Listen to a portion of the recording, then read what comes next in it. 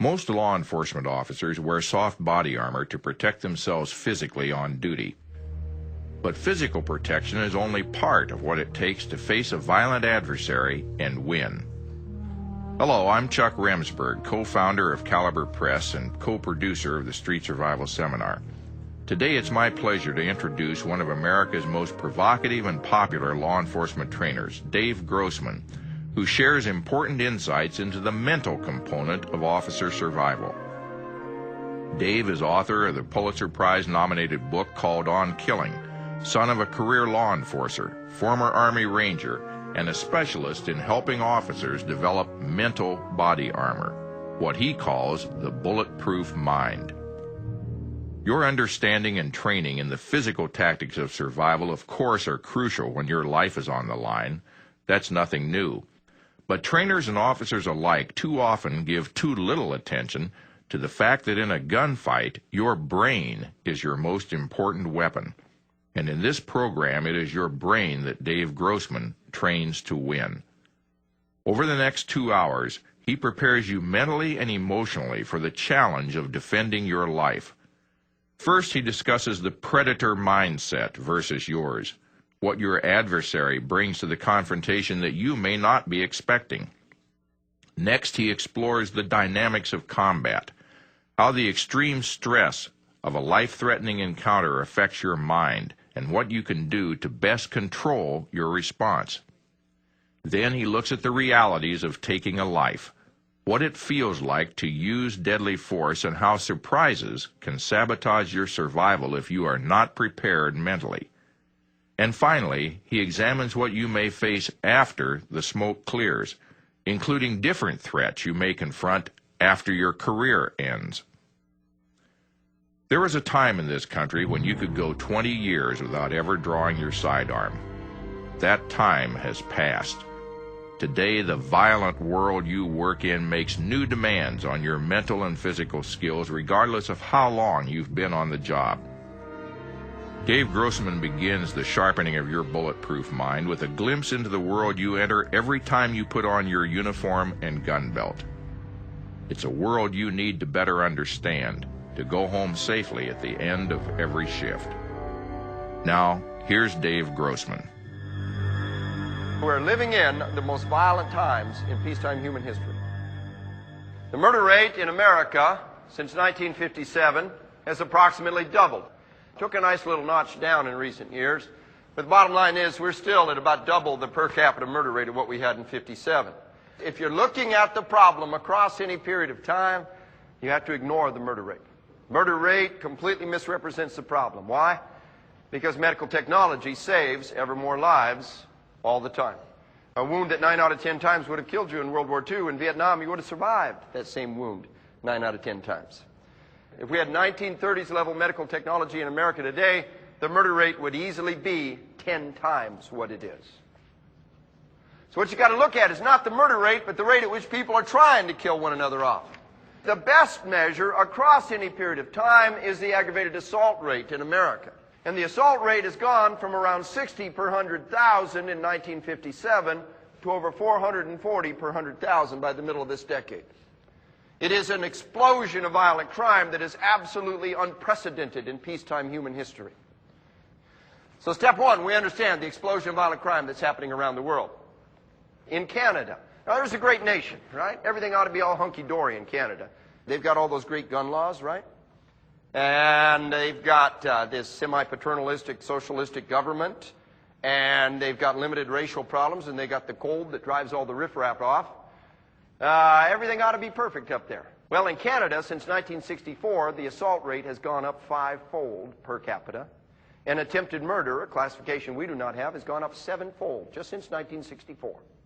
In Norway and Greece, the per capita serious assault rate went up 5-fold. In Australia and New Zealand, it went up approximately 4-fold. In Sweden, it tripled, and it approximately doubled in Belgium, Denmark, England, Wales, France, Hungary, Netherlands, and Scotland. Never have we seen such a dramatic increase in the willingness of members of a civilization in peacetime to kill off the fellow members of their own society. Imprisonment in America has gone from a little less than 100 per 100,000 in 1970 to over 440 per 100,000 by 1997. A 4.5-fold increase in that ratio of violent citizens that we are locking away. Now, there is no doubt in anybody's mind that if we let these people out, it'll be even worse yet. Every now and then somebody will say something like, well, you know, Dodge City in 1875 had 4 times the per capita murder rate of New York City. Stop, think, just a minute. Number one, what was Dodge City full of? Young men coming off the trail drive, right? We had this skewed demographics in which it was primarily a concentration of individual in the prime crime years. Number two, if we had 1870s level medical technology in America today, the murder rate would easily be 20 times what it is. You know, after World War II, we had this big batch of kids, and they all hit their prime crime years in the 60s and the 70s. But since around 1980, we have been an aging society. The number of individuals in those prime crime years, that ratio of our population that are in their teens and their 20s, has actually been going down. And yet, in spite of the fact that we're an aging society, some of the most dramatic increases in violent crime happened in the late 80s and throughout the 90s. Actually, what's happened is we're kind of in the eye of the hurricane right now. Starting around maybe 2002 or thereabouts, the children of the baby boomers are all going to start hitting their prime crime years. Now, that'll start working against us. And in 97, we bought a 2% decrease in the assault rate. Now, that's a good thing. We're glad of it. We'll take anything we can get. But in the same year that we had that 2% decrease in the assault rate, we had a 21% increase in law enforcement fatalities. How can that be? How can violent crime go down 2% and law enforcement fatalities go up 21% in the same year? The major factor holding down violent crime in America is this. Ever more law enforcement officers, ever better trained, ever better equipped, are aggressively pursuing the criminal. They're taking back the night. They're taking back the streets. They are aggressively going out and doing their job. They're being held accountable for bringing down the crime rates, and that's what they're doing. But they're doing it at the price of their blood and their lives. Number two, the individuals that you face out there on the streets have a capacity for violence that transcends anything we've ever seen before. You are dealing with individuals who are incredibly well qualified and trained. You're not dealing with ragtag, odds and ends criminals out there. You're dealing with individuals who are motivated to kill in a way that we have never seen before. As you know, statistically, the most violent segment of our society, the most threatening segment to you, has always been offenders who are young. And these days, they're getting younger. In Dave Grossman's view, there are powerful influences molding the minds of our youth in negative ways. And for those inclined to criminality, there are modern-day opportunities for skills training that make them far more dangerous potentially to you. A child, up until they are 5, 6, sometimes even 7 years old, can't tell the difference between fantasy and reality. The part of the brain that kicks in that allows you to organize and discern where information came from does not kick in until you're 6 or 7 years old. And so what happens is, when a 2, 3, 4, 5-year-old sees somebody being shot, stabbed, raped, brutalized, degraded, murdered on TV, for them it's real. And they are traumatized and brutalized and convinced that the world is a dark, horrific, brutal, desperate place. And the only kind of people who function and survive in that world is what? Violent people, people who kill. And the average preschooler in America spends more time watching TV than any other single act other than sleeping. And that TV has a pervasive influence on them of incredible power, and the violence over the TV is tremendously effective. Anywhere in the world that television ever appears, with very few exceptions, 15 years later, the murder rate doubles. Every single time, what we see is an explosion of violence on the playground, and 15 years later, there's a doubling of the murder rate. Why does it take 15 years? That's how long it takes for them to grow up. That's how long it takes for you to reap what you have sown. We're traumatizing and brutalizing our children at a young age in a way that has not happened since the Mongols dealt with their children in that particularly brutal and horrific way. Think about the impact of this brutalization. The things that we learn in those young years cannot be unlearned. And they lie there latent, waiting for the proper circumstances for them to come out. Now, it doesn't happen to everybody, but a surprising, horrendous portion of the time it happens.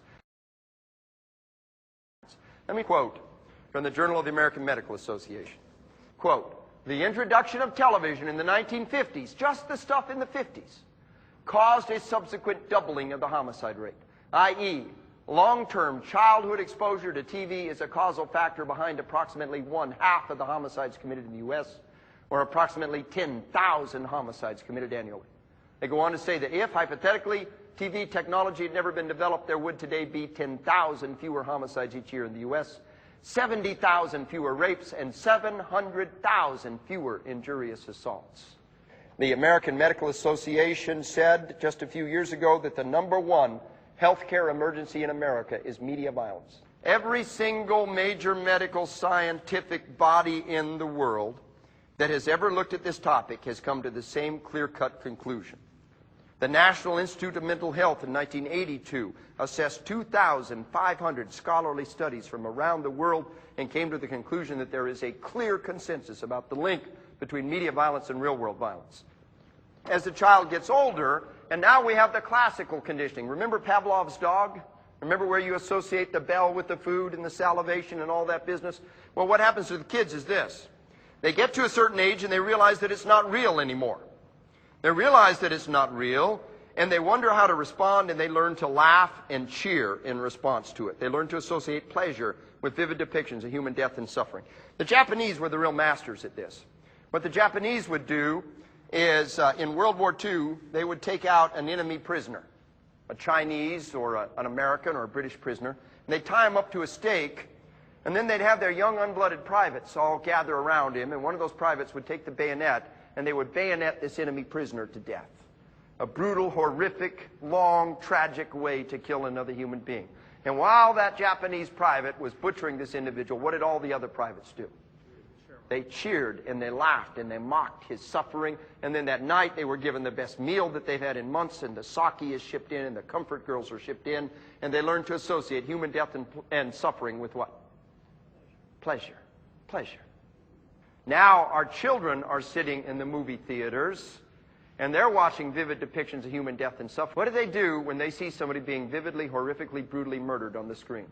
They cheer and they laugh like those Japanese soldiers, and they learn to associate it with their favorite candy bar and their favorite soft drink and their girlfriend's perfume.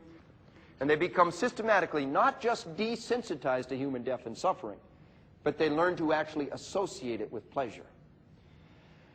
After the shootings in Jonesboro, one of the high school teachers that's right next door to the school where the shootings happened came to me. And she said, you know, all this stuff that you're talking about as far as this violence enabling in the media, I saw it in my kids yesterday. Now, the high school is right next door in this kind of rural school district. These are the big brothers and the big sisters of the kids that have just been shot to bits. She said, we heard the shots, and I ran to the office to find out what's going on. She said, I came back to my high school classroom with tears in my eyes, the most horrible moment in my life. And I told my students, the sounds that you just heard was somebody shooting a bunch of the middle schoolers. And she looked at me with horror in her eyes, and she said, you know what they did when I told them that? They laughed. They laughed. Now, they weren't laughing later, and they weren't cheering later. An hour later, when the reality had set in, but society had taught them to laugh and cheer at human death and suffering, like the Romans sitting out there in the Colosseum, laughing and cheering at death and suffering. The next step is operant conditioning that makes killing a conditioned response, an automatic, reflexive conditioned response. What are the kids doing when they play the video games? The kid puts a quarter in that video game and picks up a gun. What is he doing? Stimulus response, stimulus response, stimulus response, stimulus response. Not hundreds, but thousands and thousands of times they are being conditioned to immediately, reflexively, mercilessly, brutally gun down their fellow citizens. When you're out there on the firing range, if you point your gun in the wrong direction, if you fire in the wrong direction, you fire at the wrong time, what happens to you? Very bad things happen to you. And that's the way it ought to be, because that discipline is the factor that makes it possible for your society to entrust you with lethal force. If you do not have that discipline, then what you have is individuals who are capable of the violence, but without the discipline. And that is what happens when the kids play the video games. They point and shoot and point and shoot and point and shoot. Now understand that the military and the law enforcement, You've only got to go be qualified about once every 6 months to really be at your peak.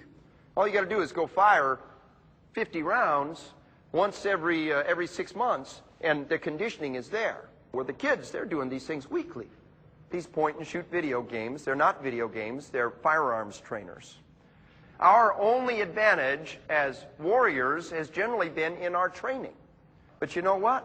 The training advantage is now being lost because they're able to get thousands and thousands of hours on the range and fire thousands of shots for just a few quarters.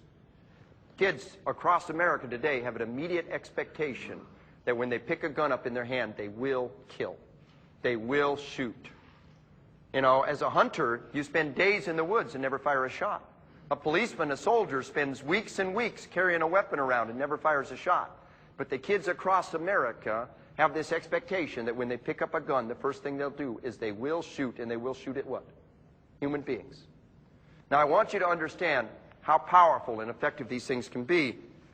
Let me give you another case study. And this is the most powerful one that I've ever seen. It happened in a place called Paducah, Kentucky. A kid by the name of Michael Carneal, a 14-year-old kid, walks into school with a .22 caliber pistol. Now, Michael Carneal had never fired a pistol before in his life, before stealing that gun from a neighbor's house and firing a couple of practice rounds. His parents had protected him from guns for a lifetime. He'd fired a .22 caliber rifle one time at camp. He walks into the school and he fires 8 shots. Now, the FBI says that less than 20%, less than 1 bullet in 5 of the rounds fired by trained, qualified, hardened, conditioned law enforcement officers hit their target. It's very hard to hit moving targets. Most people don't sit there and cooperate and hold still for you while you're shooting at them, number one. Number two, the stress of killing another human being puts you over the top. Number three, the potential of bullets coming back at you. You add those together, and it's astounding that we get 1 bullet in 5 in on the target. Now, Michael Carneal, 14-year-old boy, had never fired a pistol before, fires 8 shots. How many hits does he get? 8 shots, 8 hits on 8 different kids. 5 of them are headshots. The other 3 are upper torso. Well, the thing you need to know about this kid was he was the master of the video games. His parents had arcade-quality games in the house, and he had shot and shot and shot and shot. And so what happened was he came in, he planted his feet, and he never moved his feet. He held the gun up in a two-handed stance, and he got this blank look on his face. And then he began to open fire. Now, there weren't a great quantity of kids in front of him. There was a prayer group that had just broken up and were splitting up. It wasn't like there were hundreds of kids in front of him. There were just a couple of dozen targets. He held the gun up. He never fired far to the left. He never fired far to the right. Never far up. Never far down. Stood there with that blank look in his face and put 1 shot in everything that popped up on his screen. What was he doing? He was playing a stinking video game. And this business of 1 shot in every target, this is really astounding. It is not natural to fire 1 shot at every target. It's not natural. The natural response is to do what? To shoot until the target drops and then move on to the next target. Where did he get this 1 shot at every target business? What do the video games teach you to do? If you're really, really, really good, what are you going to do? 1 shot, and don't even wait for them to drop. Go to the next and the next and the next. And you know they're going to drop because you've done it thousands of times. And oh, by the way, the video games give bonus effects for what? Headshots. Headshots. In the annals of military and law enforcement and criminal history, I cannot find an equivalent achievement. The military and the law enforcement community has always used role models. We have had role models that we hold up in front of individuals, and we call them heroes, and we give them medals, and they commit acts of incredible valor on the battlefield, and we say, if you do the same thing, we'll make you famous too. And for 5,000 years of recorded human history, these role models have been the single most valuable and useful tool that we use to inspire people to engage in acts of disciplined violence for their civilization. Well, now what happens is the kids are getting role models. Jason and Freddy and sociopaths on the movies.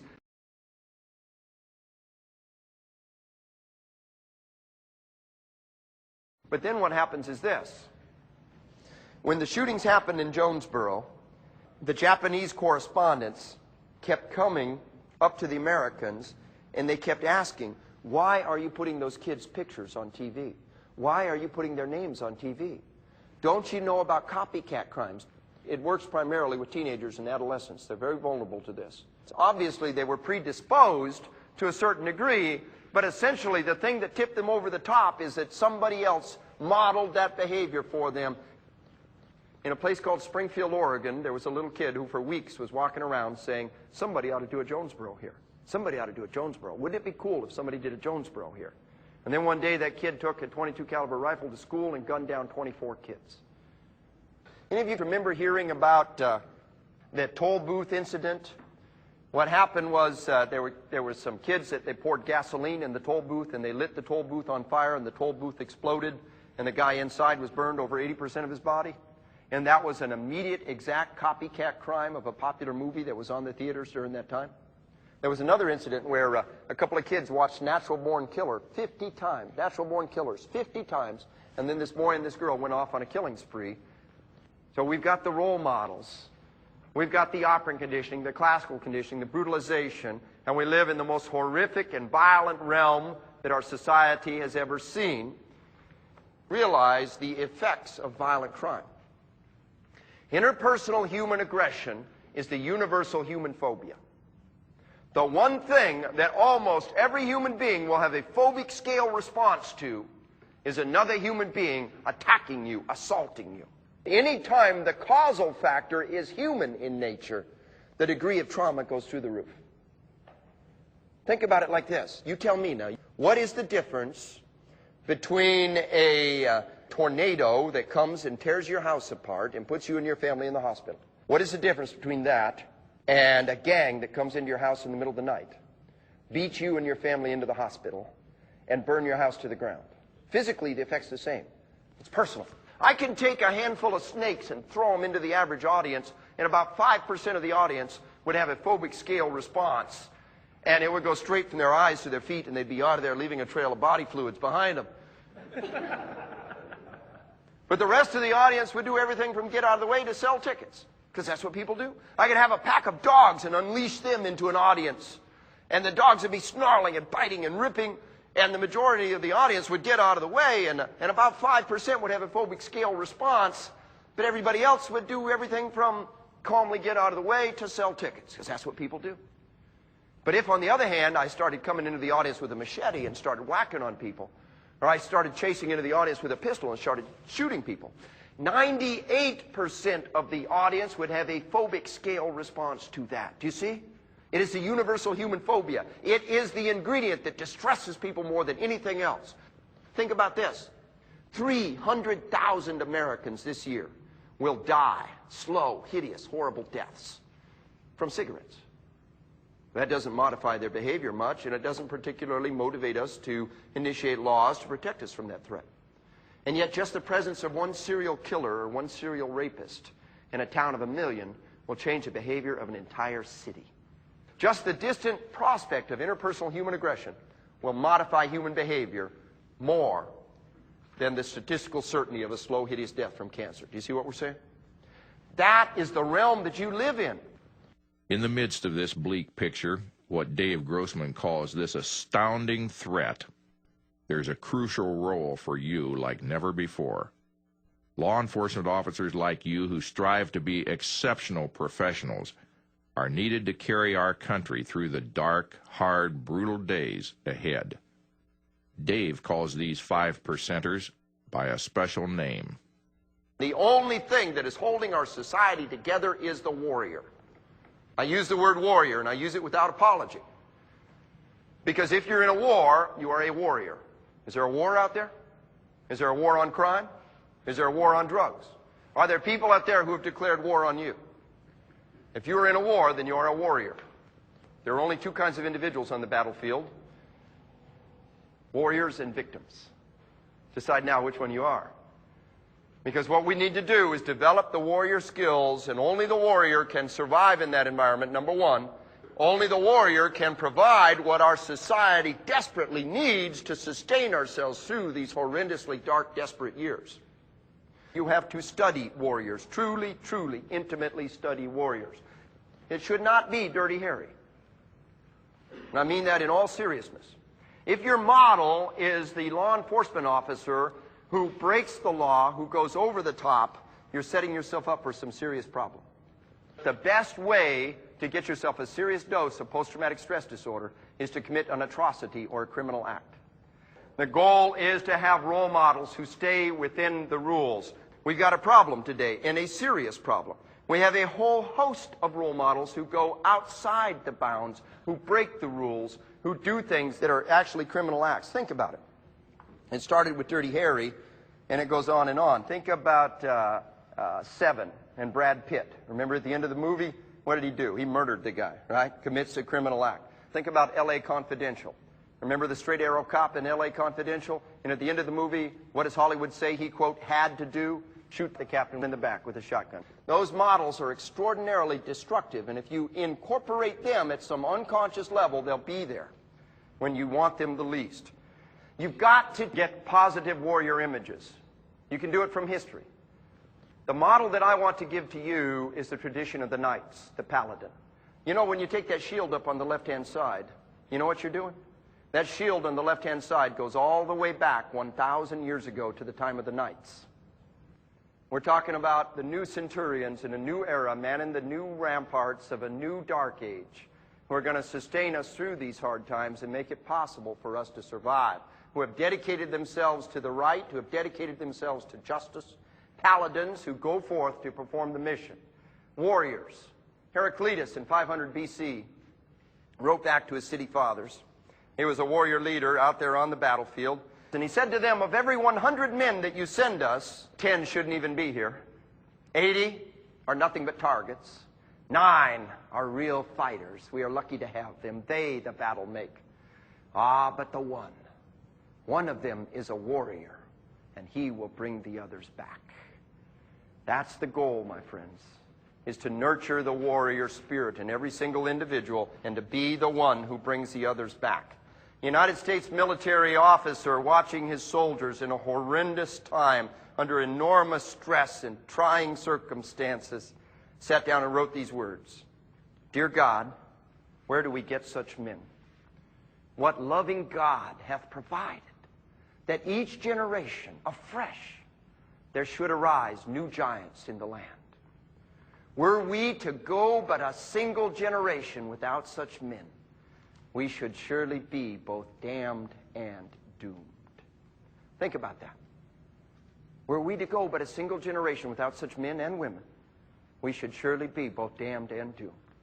You see, we could have all the doctors go away for a generation, and it could get real ugly, but life would keep on going. All the engineers would go away for a generation, and there's lots of things that would break down, but society could keep on going. We'd have all the teachers go away for a generation, and we'd have to play catch-up with the next generation, but life would keep on going. But if the warriors went away, if the men and women who are willing to face evil and to march towards the sound of the guns went away, then in the span of that single generation, we should surely be both damned and doomed. So where do we get such men and women? We build them. We build them and we nurture them one step at a time, one day at a time. One warrior put it to me like this. He said, most of the world out there is sheep. They're kind, gentle creatures that can only hurt one another by accident. He says, then there are wolves. The wolves will feed on the sheep. They're the sociopaths. They're the criminals.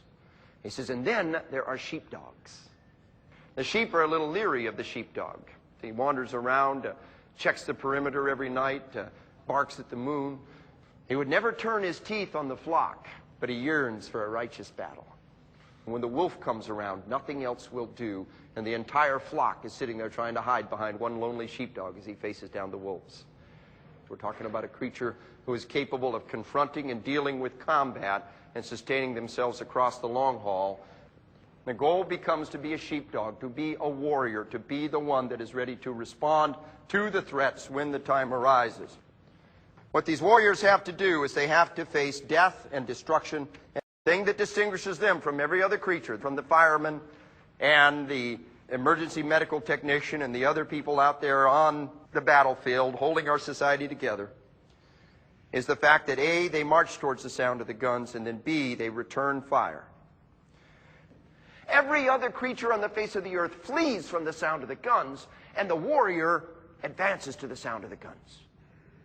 That ability to advance towards interpersonal human aggression, number one, and then number two, to thrive and function in that realm of interpersonal human aggression, is the thing that distinguishes you as a warrior. And the degree to which you can understand that realm, master that realm, and function in that realm is the degree to which you will, number one, survive, and number two, accomplish your mission. The thing you've got to realize is that after thermonuclear holocaust, this explosion of violent crime represents the single greatest threat to the existence of our civilization. If things get bad enough, people will always sacrifice liberty for security. They will always happily vote for someone who promises to make the trains run on time. And one thing that every dictatorship can always do is bring down the crime rate. All they have to do is systematically take your liberty away from you, and they will be able to bring down the crime rate. The individuals who are willing to advance toward the sound of the guns are absolutely, desperately needed in our time of need. The warrior never lets down the guard. The warrior is constantly ready, and in the process of constantly being ready, the warrior reduces the probability that bad things are going to happen. We have to study aggression and posturing. It's like a magic trick. If you see somebody do a magic trick, you're wowed by it. If you understand how the trick is done, it suddenly is not so potent. It's the same way with aggression. You've got to study it, you have to experience it, and then when it actually happens, it no longer astounds you. You're able to deal with it calmly. We want to develop warrior spirit to face human aggression. There are two types of aggression out there. There is defensive aggression. Its purpose is to escape. You see that all around you. You see suspects who are constantly pinging around, looking in opposite directions, looking around, trying to find a way to escape. And then there is predatory aggression. That is the real danger. The predatory aggression's goal is not to escape, it is to conquer. And you'll see individuals who are sitting there perfectly calm, there's no nonverbal cues, and then all of a sudden, bam, they're in action, and action is faster than reaction. You've got to monitor the suspect. Normal levels of arousal represents a problem, defensive aggression. No arousal may represent a very big problem, predatory aggression. Now understand this. Your opponent has a home court advantage. You go into his lair, you go into his house, you go into his bar, you touch his kids, you go where they are. In nature, the predator in his lair almost never loses. It combines the predatory and the defensive aggression. That's why the lion tamer is in the cage before the lions come in. If you did it the other way around, you'd be paying to see an entirely different kind of show. Somebody was telling me about a criminal that he was interviewing. And essentially what the criminal said was, he said, you know the difference between the cops and the crooks? I said, the cops, it's an 8-hour-a-day job. For us, it's a 24-hour-a-day of job. It's a way of life. Who's going to win? The warrior can meet the predator and survive. The goal becomes to learn to fight with intent and will, not fear and panic. Ultimately, the goal is to nurture the warrior spirit, to be transformed into a warrior. Now, if they took you as a warrior and they did not give you a gun, would that make our civilization safer? No. If we gave you that instrument and didn't teach you how to hit things with it, would that make you safer? Of course not. Obviously, if you have the gun, you've got to be able to hit the desired target with the gun. Now, if we gave you the gun and taught you how to hit things with it, and then did not psychologically prepare you to pull the trigger, would that make us safer? Well, no. Because three things have to happen. Number one, you have to have the gun. Number two, you have to be able to use the gun. Number three, you have to be willing to use the gun. We're going to explore the dynamics of another human being looking at you across the sights and you pulling the trigger and snuffing their life out. We don't want to kill. That's not the goal. We want to prevent using deadly force. And yet, when it comes down to that critical moment, the thing that distinguishes you from the rest of our society is that you are licensed, required by our society at the critical moment, under the right circumstances, to take a human life.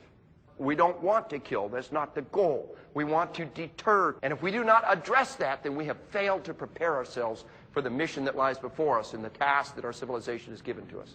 So we're going to take a look at that. We're going to take a look at this process of using deadly force. And most importantly, we're going to take a look at the process of surviving afterwards.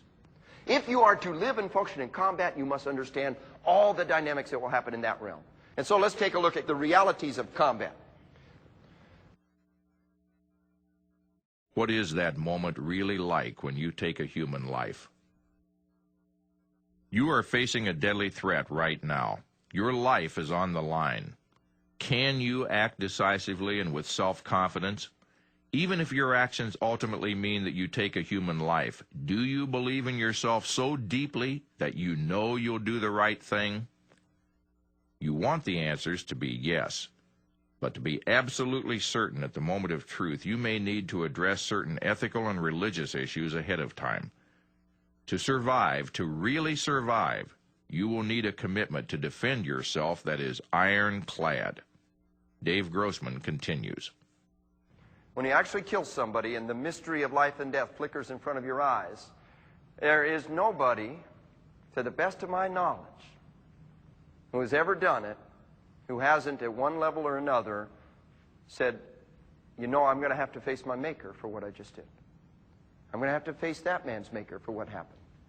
When a living, breathing human being suddenly turns into a lump of flesh, the reality hits you right between the eyes, those spiritual aspects become real. All your life you've been told, don't kill anybody, don't kill anybody. The ultimate no-no is people who kill people. And then one day, they put a weapon in your hand and they send you off. Somewhere along the line, you do what needs to be done, and now you've got in your mind what we call cognitive dissonance. You have two conflicting messages. One message that says it's bad to kill people. There's another message that says kill those people. And if you don't resolve that issue, it can cause you significant complications. Most of us are products of the Judeo-Christian ethos, and throughout 5,000 years, it has supported the warrior. It has never given anything but honor and recognition to the warrior. About 400 years ago, the King James translation of the Bible was written, and they translated the sixth commandment, thou shalt not kill. And what happened was this. There's this tiny, tiny fraction of a percent of the Judeo-Christian ethos made that their mantra. Now, every major modern translation, with one exception, and all of the Jewish translations of the original Hebrew, translates the sixth commandment, you shall not murder. That's the intent. The guys that translated the King James Version of the Bible never imagined that thou shalt not kill should be taken so incredibly out of context as it has by a tiny minority. Well, the thing you got to ask yourself is, are all of the rabbis, priests, ministers, pastors over these last 200 years of American history who sent their young men off to war, were they all hypocrites? Or might there be something more to it? In Samuel 18:7, it talks about Saul has killed his thousands, but David has killed his tens of thousands. And in Chronicles 18:6, it says that the Lord gave victory to David, that the Lord loved David. It wasn't until he murdered Uriah, in Samuel chapter 11, we see David murdering Uriah to get at Bathsheba, that he gets himself in trouble. Can you understand the difference between killing 10,000 men in lawful combat and murdering one man to get at his wife? Well, if you can, maybe God can too. In Proverbs 6:17, it lists the things that God hates. Towards the top of the list is shedders of innocent blood. Those who fight to preserve innocent lives have never received anything but the highest honor. People say, well, that's the Old Testament. We're under the New Testament. Okay. In Matthew 8:10, when the centurion came up to Jesus, he didn't say, stop all this killing business. He said, no greater faith have I found, no, not in all of Judah. We don't see him condemning warriors. Indeed, in Luke 22:36, it says, now I tell you, sell your cloak if you must and buy a sword. Not exactly the words of a pacifist. In Matthew 26:52, Peter whips out his sword to protect Jesus. And Jesus says, no, put it away. If you raise the individual who stands up and confronts the lawful authority faces legitimate violence and will pay the price for what happens. In Romans chapter 13:14, Apostle Paul writes down, the magistrate beareth not the sword in vain. One of the major modern transliterations of that translates that as the law enforcement officer bears deadly force under God's will. There's a different set of rules for the police officer. The problem is that nobody's bothered to explain that to the officers upon occasion, and they can get all ate up. You know, tab your Bible with those.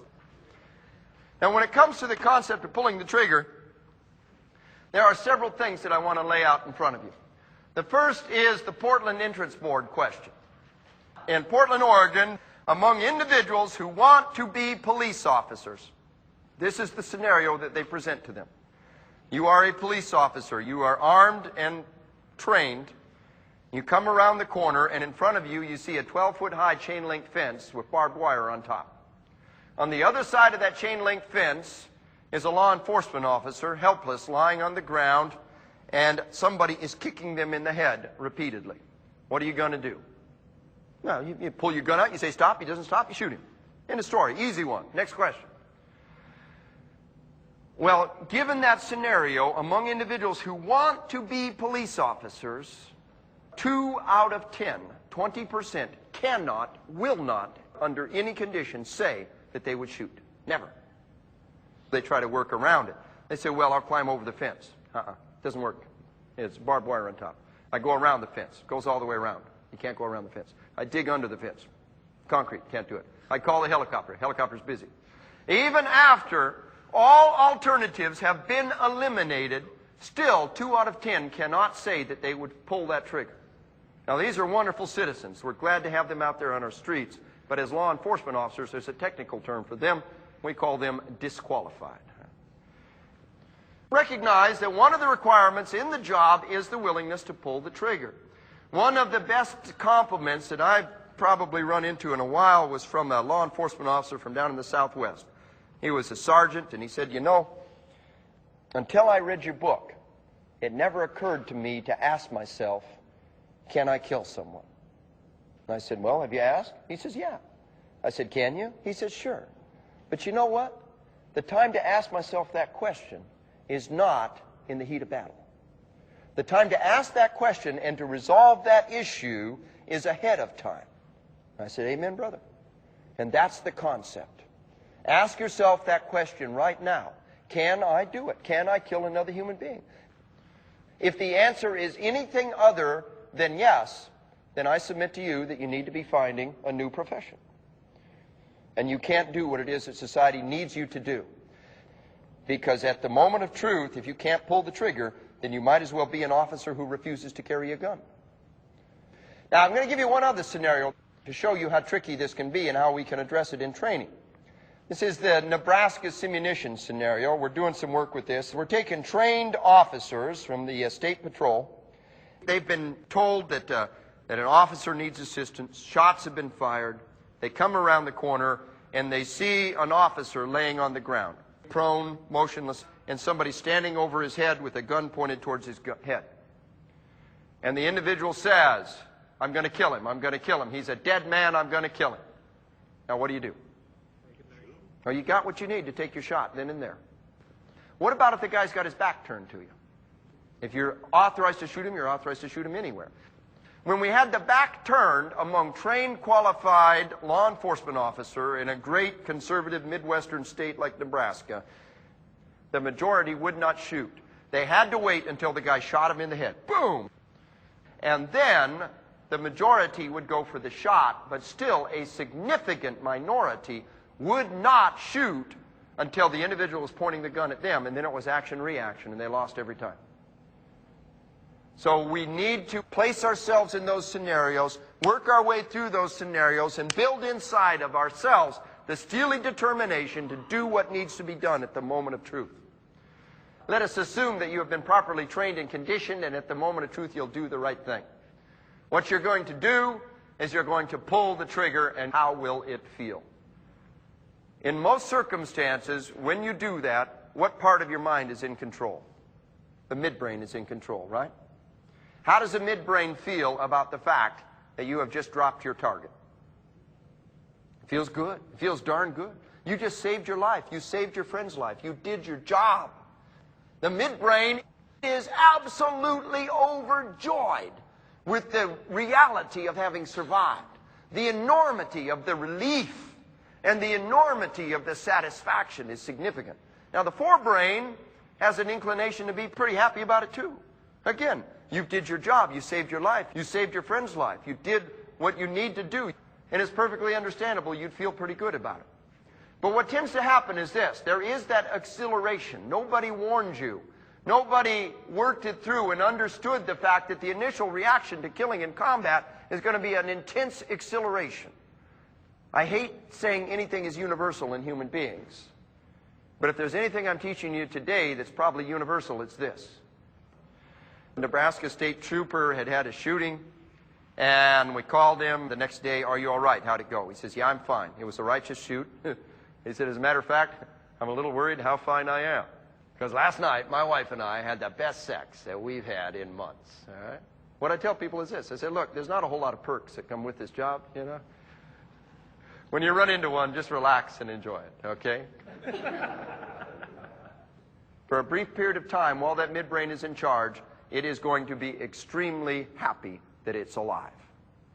And then what's going to happen is the midbrain lets go, the forebrain takes over, you look back at yourself, and the impact of what has happened, the magnitude of what has happened hits you, and there is enormous potential for a backlash of remorse and nausea.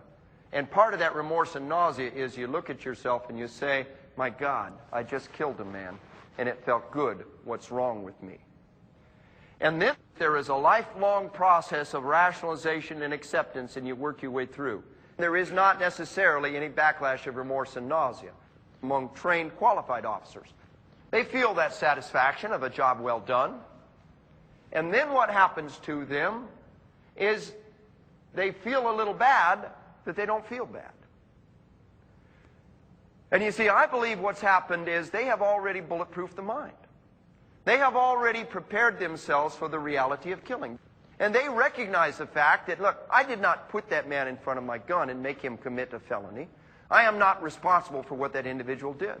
I am the lawful and legitimate executor of my society's laws. They've already worked their way through that dynamic, and so the rationalization and acceptance process has already happened. It's all right to take satisfaction in a job well done within the bounds of the law and within the bounds of your society, and we need to give ourselves that permission.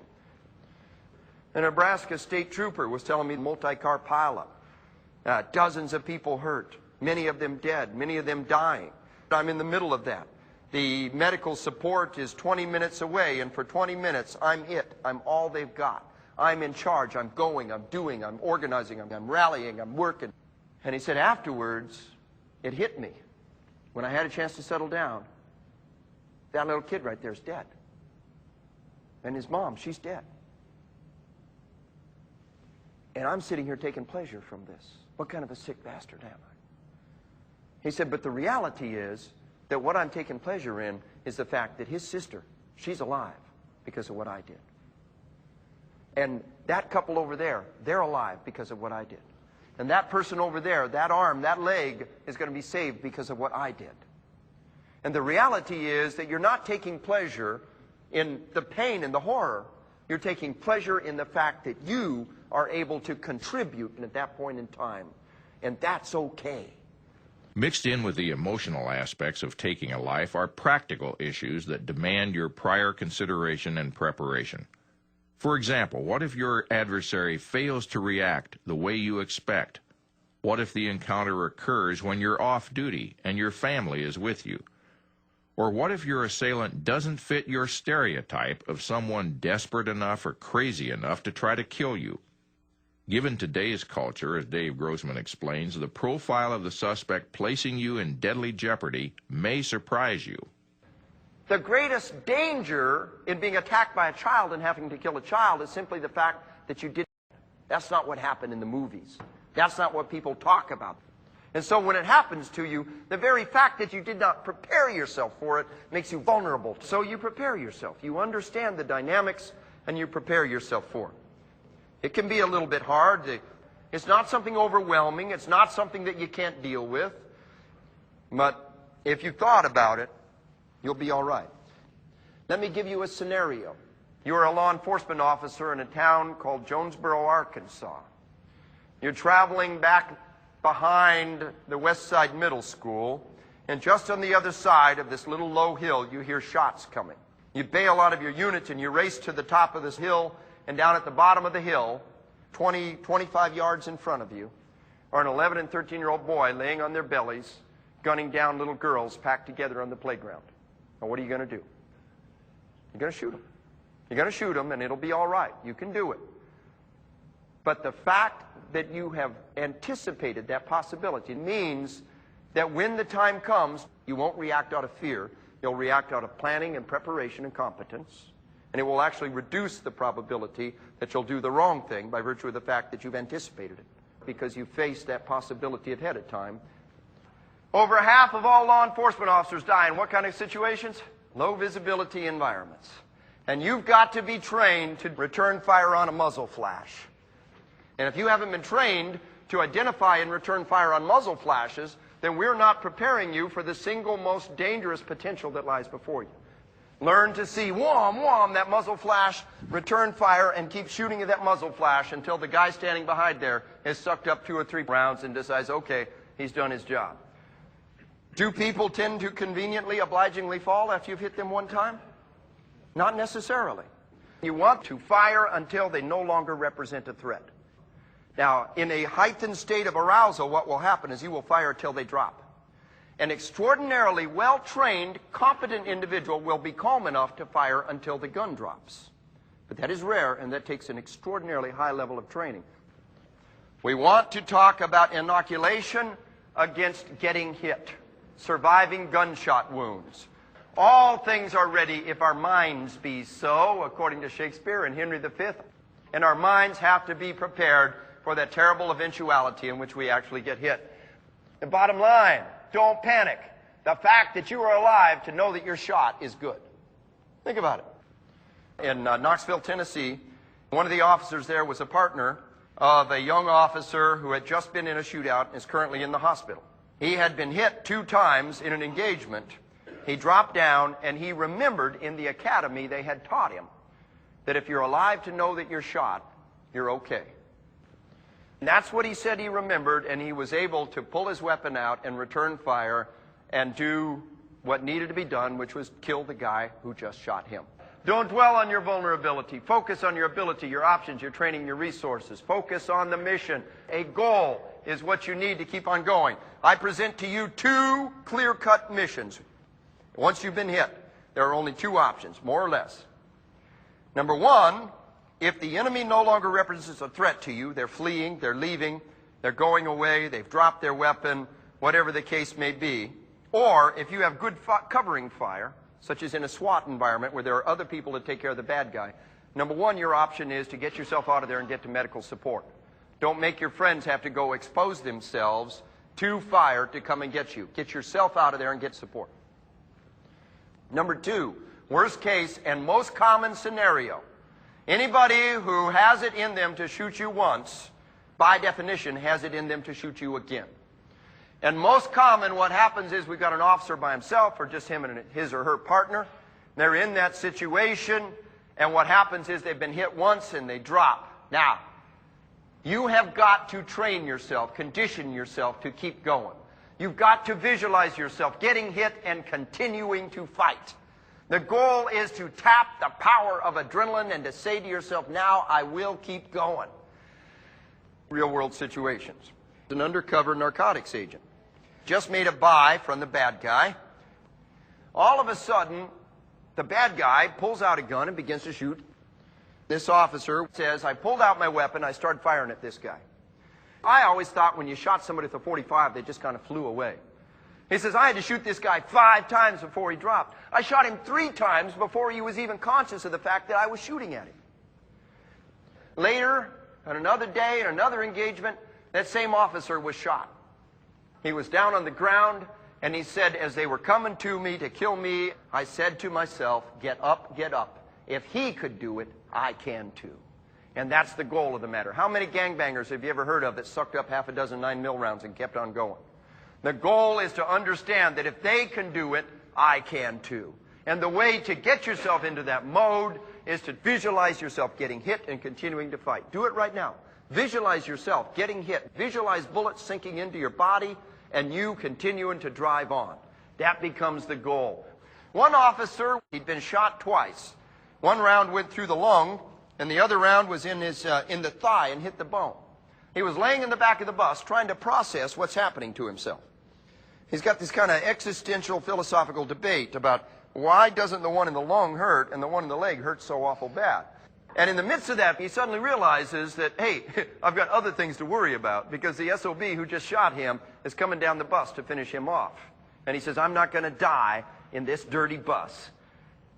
And that's one of the great survival mechanisms, is just to burn it into your soul now, the steely will that says, I will continue. And any SOB who puts a bullet in me is going to get one back, no matter what, to the utmost of my ability, within the limits of my legal ability. What can you expect? One of the things to realize is this. As a general rule of thumb, bone hits hurt. But no one dies of bone hits. On the other hand, tissue wounds may not hurt. Blood loss. Your body right now has approximately 1.5 gallons of blood. You can lose 40%, over half a gallon, without losing consciousness. Stand out on an outdoor range and take a half a gallon of strawberry milk. Pour a half a gallon out on the ground. Glug, glug, glug. Take a look at it and recognize the fact that that's how much blood you can lose and continue going. Don't let a little blood loss slow you down. Realize that's how many blood the bad guy can lose and keep going too. All of these are two-way streets. Develop now the resolve, the will to win. Keep going until after medical help arrives. If you are alive and stable enough to be transported, you have well over a 90% probability of making it, if you can hang on that long. There is a statement that was written on the wall of a bunker in Saigon. A very profound statement. It says, you have never lived until you've almost died. For those who fight for it, life has a flavor the protected can never know. Cherish that flavor, relish that flavor, and never, never, never give up. We talk about getting shot as maybe the most stressful thing, but let me cover another possibility very quickly. The kind of thing that has a propensity to stress people out more than anything else is being in combat with your spouse or maybe with your children. Think about that reality. When I was teaching in North Carolina, a police chief from a small town told me a story about what had happened to him. One of his officers gets a call, and essentially the local town nut is in his house, has fired a shot. So the officer goes to respond, and he calls for backup. The chief is in his personal vehicle with his wife with him. He has a radio, and he calls and says, I'll come back you up. He's the only one in that part of the town. The officer parks in front of the house. The chief is kind of around the corner with his wife sitting there where she can see across several yards and can see the front yard of this house. He goes to catch up with his officer. His officer walks up to the door just a few steps in front of the chief. And as the officer walks up to the door flies open and a man with a .30-30 comes out and puts a bullet through the officer's chest, kills him on the spot. The chief hurls himself off to the left and a bullet shatters his right shoulder and begins arterial bleeding. The chief says, I scramble and I roll and these .30-30 rounds are whizzing around my head. Wham, wham, wham. Chunks of bark are flying from this tree that I'm getting covered from. He says, I reached out with my offhand and I get my weapon now. The chief says, I know that I'm going fast. He says, I take the gun with my left hand, I brace it on the ground, and I empty the magazine through the wall where I know the guy is. Well, it worked. He hit the guy. Hit him in the thigh. The guy lays down. And he's bleeding to death. But so is the chief. What saves the chief's life? His wife. As soon as she heard the shots, she gets on the radio, makes an immediate, calm, professional call, tells what their location is, tells what the situation is. The officers are able to come in and recover everybody appropriately. The reason why all of that happened, this chief is absolutely convinced, is because he had prepared his spouse for the very worst case scenario. If you carry a weapon off duty, you have got to recognize the potential. And what you've got to ask yourself is, am I prepared for that? Here are the things that you might want to put in the back of your mind for preparation. Number one, you tell your spouse, do exactly what I tell you. Number two, you tell them, separate yourself from me. I will be drawing and returning fire. If I can, I will move away. Number three, get away. Seek cover if you can't get away. Play dead if you can't seek cover. Number 4, most importantly of all, seek help. Get help. And last but not least, do not go to my body. Do not go play Maureen O'Hara to my John Wayne. The last thing in the world I need you to do is get yourself in the kill zone. Do not do it. That will just put you in the kill zone. For all you know, I'm laying there playing dead, and that's all that's keeping me alive. If you come out and expose yourself, I'm going to have to take actions that may get me killed. As Dave Grossman suggests, you'll be in a vortex of mental and physical stimuli when you're fighting for your life and perhaps taking the life of an assailant. To function with your maximum skill, you need quickly to control and reduce your stress overload. Dave describes a simple but effective way to lower your stress response. It's a survival technique you can use anytime you feel stressed out, before, during, or after an armed encounter. Hold up your right hand. Put it up. Okay, very good. Now take it back down. Okay, that was what we call the somatic nervous system. You control that aspect of your body. Very well done. Now, everybody raise your heartbeat 60 beats per minute and start to perspire. Go ahead, do it. Oh, you can't you? That's the autonomic nervous system. That is the part of your body that is automatic. That is the part you can't control. You think you can't control that, but understand this. The bridge between the autonomic and the somatic nervous system is breathing, the autogenic breathing. If you control your breathing, then you can control that cascading physiological response, the hyperventilation, the heartbeat. Stop that cascading effect that has all of those subsequent problems that happens with it. What I'm going to do is run you through this breathing exercise. The way I train this is you never do it just one time. You do it 3 times. That's one combat breath, if you will. You're going to breathe in through the nose for a 4 count. You're going to hold it for a 4 count. You're going to blow it out through the mouth for a 4 count. Then you're going to hold it for a 4 count. The holding is terribly important. Here we go. In through the nose. 2, 3, 4. Hold. 2, 3, 4. Out through the lips. 2, 3, 4. Hold. 2, 3, 4. In through the nose. Deep, deep, deep. Hold. 2, 3, 4. Out through the lips. Deep, deep, deep. Hold. 2, 3, 4. In through the nose. 2, 3, 4. Hold. 2, 3, 4. Out through the lips. 2, 3, 4. Hold. 2, 3, 4. Now, there's an awful lot of tremendous power in this process. You're about to go into an environment and you feel your heart pounding, do it.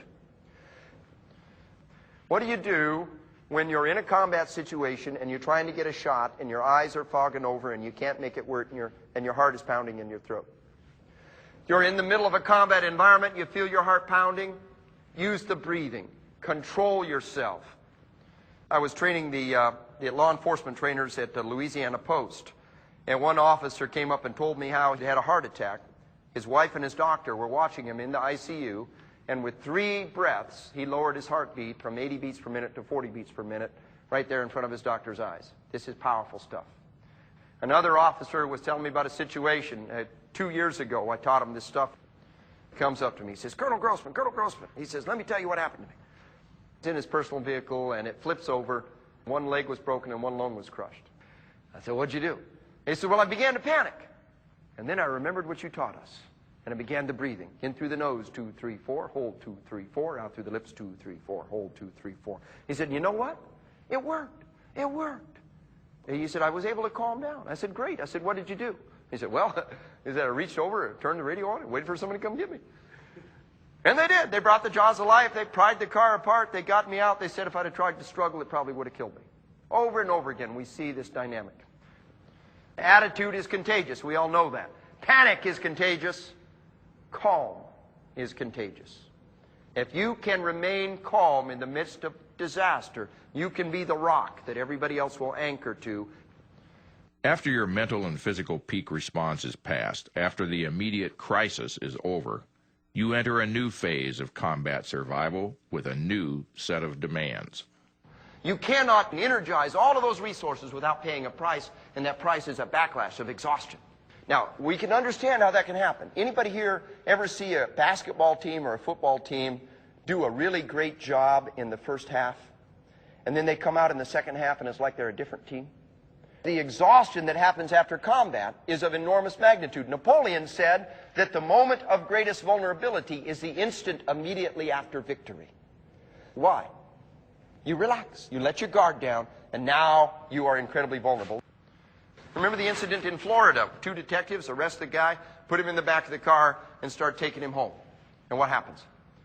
The guy's got a handcuff key on a chain around his neck.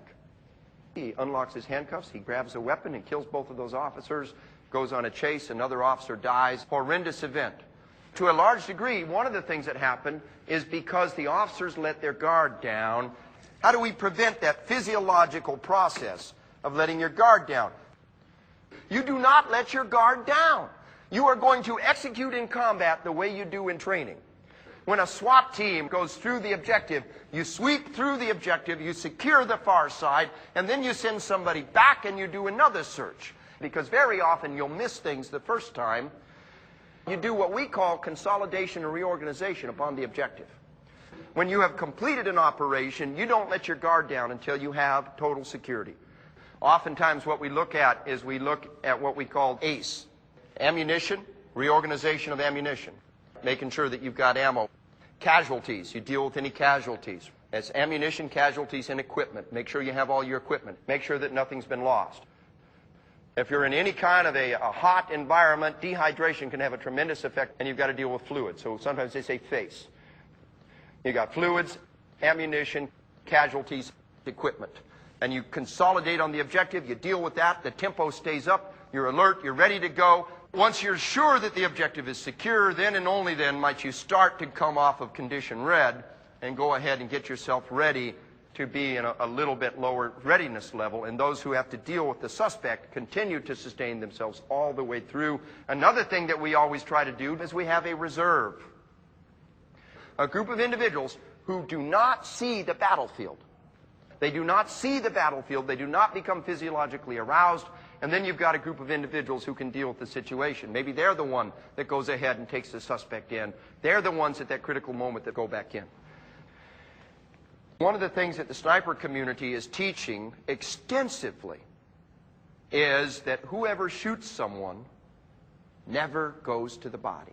The Arkansas State Trooper was telling me how, as a sniper, he had killed a man in his house when the guy came out with a shotgun and started to turn on an officer. He didn't know any better, and none of his chain of command knew any better. He came back, and he's sitting there looking at the body just about the time when the man's son came and started screaming and shouting and attacking and condemning. He says, I know now what to do, and I keep my snipers back. There needs to be a separation. There's a separation of responsibility. Another person searches them, cuffs them, deals with them. Another person bags them and takes them out. Another person conducts the autopsy. Another person in the mortuary puts them back together, and another person preaches the words over them. And everybody gets a little slice of that pie, and you don't want any bigger slice than you've got to have. The odds are overwhelming that you will physically survive an armed encounter with the right mental and tactical preparation. But what about the emotional trauma that may linger afterwards? Is your mind bulletproofed against that too? Dave Grossman says there are 3 variables that determine the severity and duration of any post-traumatic stress you may experience. One is your individual vulnerability as you enter the armed confrontation. Then there's the degree of trauma you experience during the event. And finally, there's the extent of self-help and social support you receive afterwards.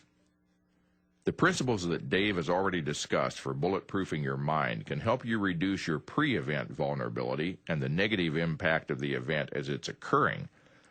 Now Dave explores what happens after the smoke clears.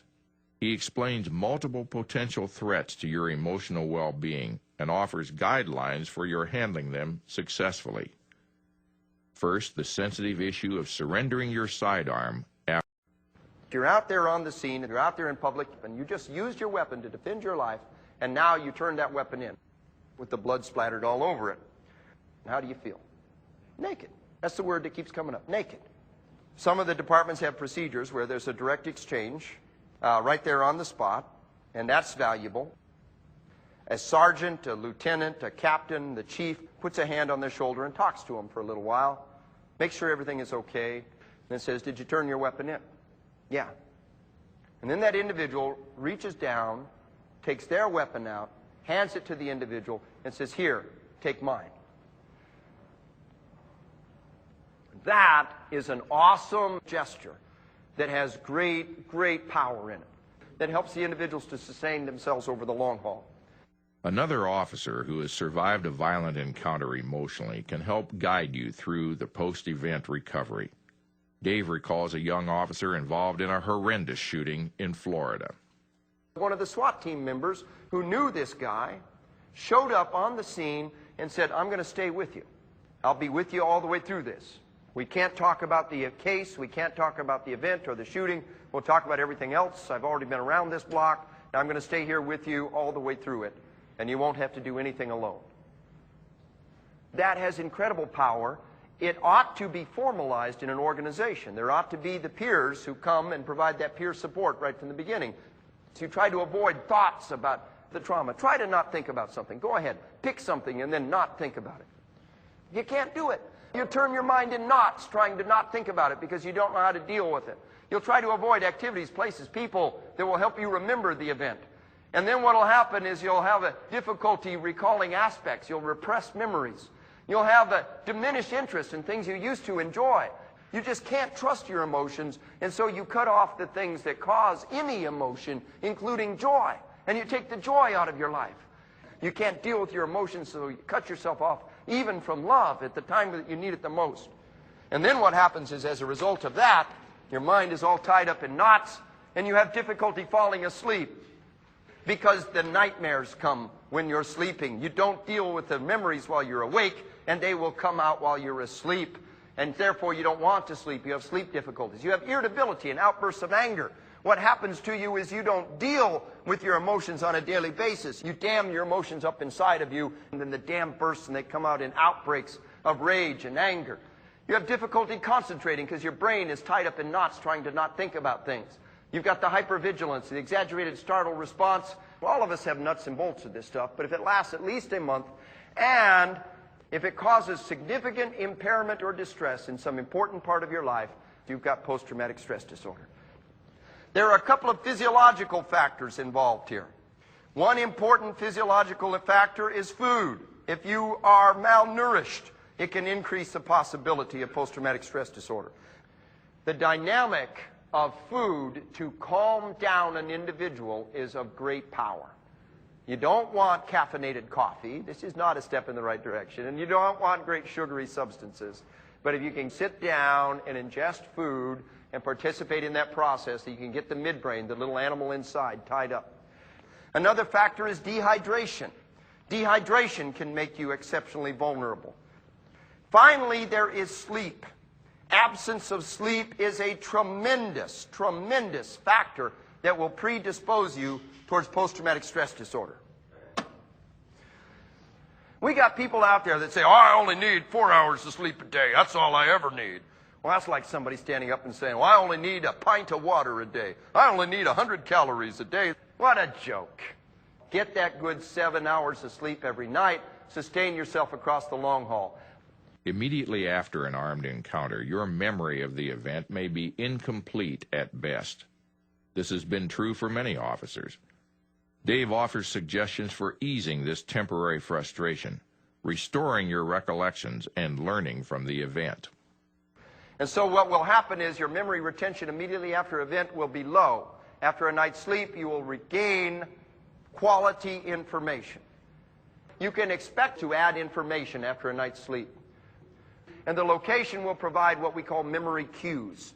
Memory is very spatial oriented. If I put you back in a certain environment, back to the scene, the memories can flood back inside you.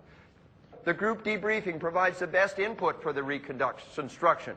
And if you really, really want to be thorough, give the group a night's sleep and pull them back together 24 hours later. Maybe even do your debriefing on location and try to work through what happened. You can record the whole incident. You don't have to prompt them. What happens is sometimes they won't conduct the debriefing because they're afraid they'll contaminate their witnesses. Well, understand this. The human brain abhors a vacuum. If you don't remember what happened, you will fill in the gaps. If you don't have good, reliable data to go on to fill in the gaps and figure out what happened, your brain will be filling in the gaps day after day, night after night, and you'll fill it in with the garbage in the newspaper and the thing that your partner whispered in the locker room. The debriefing is critical to long-term survival, but it also will serve as memory cues. Oh, that's what you did. I remember when that happened, and when that happened, this is what I did. You can extract valuable information and insight. Your goal is to find out what happened. And the only way you're going to find out what happened, ultimately, is to bring that group together and work through what happened. The memory reconstruction is inevitable. The military knows that 75% of the learning in a training event happens after the event in the debriefing. We have a thing called an AAR, an after-action review. What was your mission? Where did you go? What happened? What went right? What went wrong? What did you learn from it? And all the individuals get a chance to chime in. When we reconstruct the event, we understand what happened. You're losing 75% of the potential if you don't have that debriefing afterwards. Now, if you get that powerful an effect from a training exercise, how much more are you going to get when real blood has been shed? You have this moral obligation to gather together and to learn the lessons and to apply those lessons. One of the ways that you'll get peace from the event is to apply the lessons and make sure that the mistakes are not repeated. A thorough debriefing is one of several desirable activities after a shooting that Dave includes in a phenomenon he calls purification rituals. You and your agency alike should recognize the deep value of these options for validating your self-worth. Every warrior society has purification rituals. You have this ritualistic isolation of the warriors. And even if they just come home that night and the battlefield is just a little ways away, they have a tendency to isolate the warriors for a period of time. You may spend a day or two in ritualistic isolation, and they'll actually debrief themselves. There will be a ritualistic embracing back into the tribe. Your achievements will be honored, and the fallen will be mourned, and their achievements will be honored. And it is this powerful, powerful symbol by your civilization that says what you did was right, and we honor what you did. Ceremony with a capital C, ritual with a capital R. The first purification ritual is praise from peers and superiors, medals and citations. Warriors do not do what they do in combat for medals. They do it for their friends. That bond that they have with other individuals is so incredibly powerful that they will stand up and die for their friends. But afterwards, the medal and the citation is a physical talisman that your society gives you. And every time you look at it, you know that what you did was right and just, and your society approves of your actions. Do you have a monument to the fallen in your organization? If somebody loses their life in combat, are their names carved in granite somewhere? If you're not doing it, you ought to ask yourself why. How many have ever participated in a law enforcement funeral? Those things have got power. You put on your best uniform and you put the best you've got together and you come together as a group of individuals in a sense of solidarity and strength and unity. It is one of the most powerful and purifying and effective rituals and ceremonies that are out there today. I'm telling you that that ritual has great power and it should not be neglected. Perhaps the most intense of all the emotions that sweep over you after a deadly threat are the feelings you have when you survive, but another officer dies in the encounter. Now you may be tormented with a devastating sense of survivor guilt. What's important now is how you deal with this common response. Do you know what the first reaction of most human beings when they see violent death and destruction happen in front of them? Relief. And it wasn't you. It could be a very beloved friend who's just died, and your first reaction is, thank God it wasn't me. That could have been me. That's the midbrain talking. Totally focused on your survival. That's a normal human reaction. Now afterwards you look back on yourself. How does that make you feel? And now, right from the very beginning, the survivor guilt mechanism begins to come into play. Because nobody warned you that that's how most people were going to act. And you're sitting there saying now in response to that, I wish it was me. I want it to be me. I would have happily died for that person. You're all ate up with that. And now you come home and your spouse and your kids, they give you a big hug. And what's the thing coming out of their mouth? Thank God it wasn't you. That's a normal reaction. They may not say it, but they're feeling it with all their heart and soul. Because they cherish you more than any other single human being on the face of this earth. And what's your reaction to that? I wish it was me. I want it to be me. You don't understand. That moment of truth, when you need them the most, you separate yourself from them. You isolate yourself from them because you hadn't thought through the fact that that's going to be their normal reaction. And when they react that way in the absence of preparation, you're confused, you're angry, you're frustrated. There's one other thing that's working against you right now. The midbrain, my friends, the midbrain is not into denial. The midbrain's not into transference. It's not into mental gymnastics. Those aren't survival mechanisms. The midbrain simply accepts responsibility for what happened. And the message that comes shooting up from the midbrain is, this is all my fault. And what you have is the officer sitting on the curb with his head in his hands saying, it's all my fault, it's all my fault. And let me tell you a little bit about yourself as a police officer. Statistically speaking, most of you are the oldest male or female in your family. You're the individuals who throughout your life have accepted responsibility for other people's lives.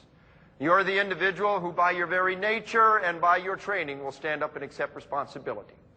So your gut reaction is to say, it's my fault, it's my responsibility. I was in charge. Now, when the midbrain and the forebrain are both in alignment and both saying the same thing, you've got something really powerful going on. The best person to give you forgiveness and understanding and acceptance of what happened in that environment is the people you share the situation with. It is vital that you do that together and you share those events, the critical incident debriefings. It gives you a chance to lay those things on the table. And that becomes the goal. When you hold these things up inside of you, they eat you alive. You're only as sick as your secrets. That's half the equation. The other half is this. Pain shared is pain divided. We know how to deal with the sucking chest wound, and we know how to deal with the sucking psychic wound. And we do it by providing that social support network that works through these traumatic, horrendous events and makes it possible for us to sustain ourselves over the long haul. Men and women who put their life on the line day after day, year after year, are bonded. And by very virtue of the fact that you are at risk, you are at bonded, and by virtue of the fact that you are at risk, you will lose people. It's inevitable. When you lose people, it's like losing a family member.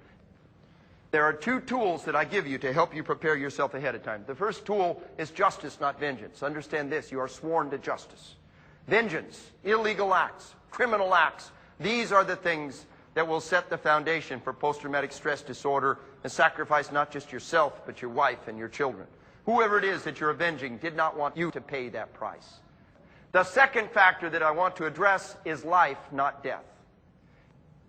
If somebody buys your life at the cost of their life, then you have no right to waste it. If you were the one to die and your partner kept going, what would you wish for your partner? You would wish for them to have the fullest, richest, cleanest, purest life they could have. Now, if your partner's the one to die, what's your job? To live a rich, full, clean, pure life. Right now, ahead of time, set aside all self-destructive thoughts and dedicate yourself to that. As time passes, troubling memories of your critical incident may revisit your mind in unexpected ways. Again, anticipating and understanding what's happening in these moments can help you minimize the dark side of your confrontation. What happens to you in a combat survival situation? The midbrain reaches up and hijacks the forebrain. When that happens, there are a set of hardwired associations that will stick with you for a long, long time. Our ancestors are trotting through the forest, and they heard a lion roar. And the first time they heard a lion roar, they had to stop and say, whoa, that's a lion. I better run. The next time they heard that lion roar, it went straight from their ears to their feet, and they were out of there saving seconds, and it was a survival mechanism. Hardwired reflexes can be built in just one incident. Well, when our ancestors had that lion roar that first time, and they reacted to that, it wasn't just the roar of the lion, it was the smell of the lion. It was that part of the jungle. It was that time of day. Just thinking about the lion would make their heartbeat start racing and make them get ready for that fight or flight survival mechanism. You're in combat and you associate the smell of the gunpowder, the feel of the gun, the look of the situation, that time of day, that part of the city, the people that were with you. You associate all of that with the trauma. If you run into those kind of cues again, what will happen to you? Your heartbeat will start racing. Your respiration will start going up. Sometimes you just think about the incident, And all of a sudden, these hardwired bypasses that the midbrain has in place will kick into gear. Boom, your heartbeat is racing, and your respiration is going for no good reason. One Arkansas State Trooper, he had had a shootout on a Friday. He and his partner had killed the bad guy. It was a right to shoot. All was well. That Sunday, watching a swimming match on TV with his daughter, he says, my mind must have just wandered, and all of a sudden, boom, my heart was pounding. I was sweating all over my body. My face had turned red. I was hyperventilating. I was balled up into a little ball. We thought I was having a heart attack. It was an anxiety attack. That midbrain linkage had just suddenly popped into place, and all of a sudden he was ready to deal with that event again. If your goal is to survive in combat, it's a survival mechanism. But if your goal is to live to a ripe old age, to draw your retirement and bounce not just your grandbabies, but your great-grandbabies on your knee, then it's not a survival mechanism. Then it's counterproductive. Because what happens to you is this. The first time your heart is in your throat and these things are happening, and you think you're losing control of your mind, and nothing frightens a human being more than thinking you've lost control of your mind. You haven't lost control of your mind, you've lost control of your body. Physiological responses are happening, and the way to stop it is with autogenic breathing, or that combat breathing. You use the breathing exercises, you reach DAC, you get control of your body, and you go ahead and drive on. Under the best of circumstances, it will take up to a full year to work your way through delinking those associations. If you don't delink that association between the memory and the mental cues and the visual cues of the event from the physiological response, the next time it happens, it's going to be even worse. If you start hyperventilating and your heart starts pounding as you remember the event, then all you're doing is re-traumatizing yourself. And the next time it gets worse and worse and worse because you know it's going to happen and you don't know how to stop it. And you get that powerful association linked up in your mind. And the way you break that is this. You don't let that physiological arousal happen in combat if you can. After combat, you start doing the breathing exercise. Delink the memory from the physiological response. I control my body does not control me. 6 months later, you're in court. Now, the defense attorney has a goal. His goal is to put you back in that situation and to stress you out so bad that you're going to start having a stress response. He wants you to start hyperventilating. He wants you to perspire. He wants you to lose physical control. Because when you do, what will the jury think? They'll think you're lying. They won't trust you. They won't believe you. That's what he wants. What do? In through the nose, 2, 3, 4. Hold, 2, 3, 4. Out through the lips, 2, 3, 4. Answer the question. Remain calm and maintain control of your body, and you'll be able to perform your mission from beginning to end. Throughout this program, Dave Grossman has talked of information and realistic practice being the tools for armoring yourself against extreme adversity. Dave shares a simple laboratory experiment to reinforce the importance of preparation in dealing with high-intensity events. If I take a bunch of rats and I divide them into 3 groups. Now, one group of rats, I'm going to drop in a bucket of water and see how long it takes him to drown. You take this rat, drop him in the bucket of water, and around and around and around he goes. You know how long it takes? About 60 hours. After about 60 hours, blub, blub, blub, there goes Mr. Whiskers in a little trail of bubbles. I'm going to take a second group of rats. I'm going to grab this rat. I'm going to hold him upside down until he quits kicking. Now, I've stressed this rat out. This rat has never been held upside down in his life, and if I wait till he quits kicking, that means that I've got him to the point where he has given up. He's been overwhelmed by a stressor. Now, I take that rat and drop him in the water. How long is he good for? 20 minutes. That's all he's good for. Why? That combination of stressors was too great for him. He could not handle it. He could handle the water, he could handle being turned upside down, but the combination of the two were 20 minutes later, blub, blub, blub, there goes Fuzzy in a little trail of bubbles. Now, I take a third group of rats. Grab him, I hold him upside down until he quits wiggling, and then I put him away. Then I grab him again, I hold him upside down until he quits wiggling, and I put him away. I grab him again the next day, hold him upside down until he quits wiggling, and then put him away. Third day, I grab him, hold him upside down until he quits wiggling. Then by now, he's figured out, hey, it's going to be okay. This is just how Grossman gets his kicks. Now, I take him and drop him in a bucket of water. How long is he good for? 60 hours. Why? He's been conditioned to it. He is inoculated against the stress. If I want to inoculate you against a disease, what will I do? I'll give you a little dose of the disease, and then you will build up an immunity. And when the real disease comes by, it will not kill you. In the same way, if I want to inoculate you against a stress, what will I do? I'll give you a dose of that stress. It has to be as close as possible to what you're actually going to encounter. And then you will build up an immunity to that stress, and then when the real thing comes by, it will not kill you. Psychological and physical preparation is everything. Never pass up an opportunity to train. Hard training is the answer. Training risks the ego. You got a lot of people out there that would rather die than look bad. There's no shame in hard training that makes you look bad. No shame whatsoever. The shame is in not participating in the training. Never pass up an opportunity to train. The only unacceptable behavior is lying in a puddle of blood. Prepare. Another eventuality you need to prepare for is the peaceful end of your career, when you've made the choice to leave your warrior role behind. That moment in your life requires mental bulletproofing too, for your emotional and physical well-being. You have to understand about retirement and warriors. Take a bull elephant. And the bull elephant mans the perimeter and faces down the danger and takes care of the herd. And now one day the herd gets up and leaves, and the bull just can't keep up anymore. So what does that bull elephant do? They just stand there and die. When the herd leaves them and they no longer have any purpose, essentially they just roll over and die. That's what can happen to the warrior if you don't prepare yourself for retirement. Most of us begin invested in an archetype.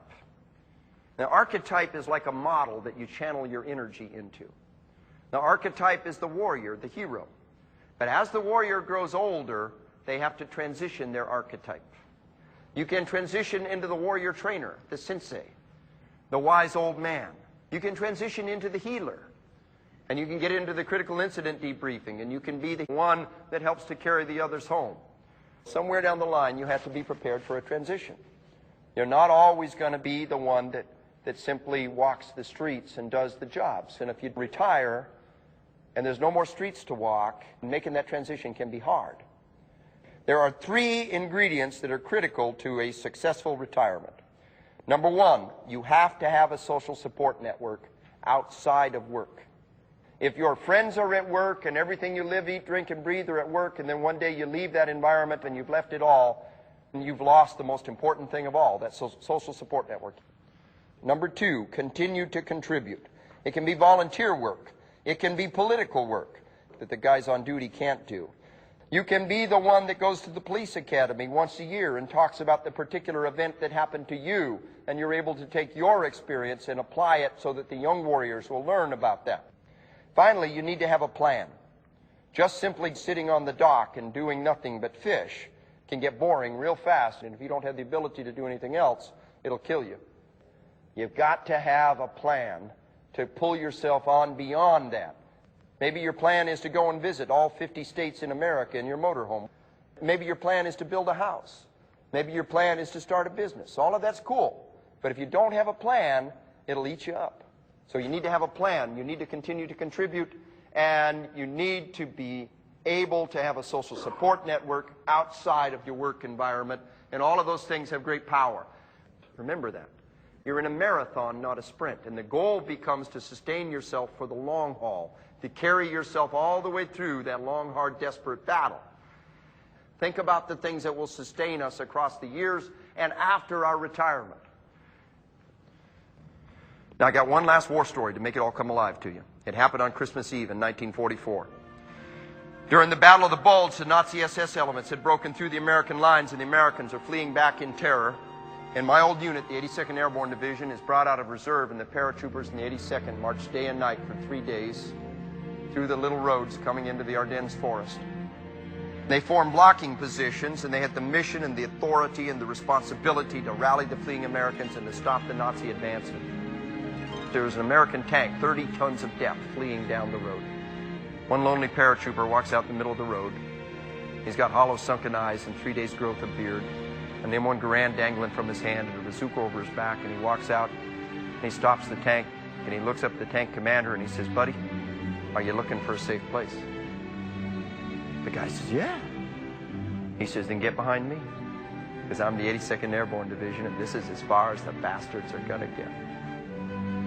Now, do you understand how that applies to y'all? For the rest of your lives, you're going to be faced with people who are fleeing. They're fleeing drugs and crime and poverty and violence and the fear that lurks in the hearts of every man and woman. And you have the authority and the responsibility and the mission to stand up and say, friend, neighbor, brother, are you looking for a safe place? And they'll tell you, yeah. And then you tell them, then get behind me, because I'm a cop. And this is as far as the bastards are going to get. And as you do that for the rest of your lives, may God bless you and your families in your every endeavor. Thank you.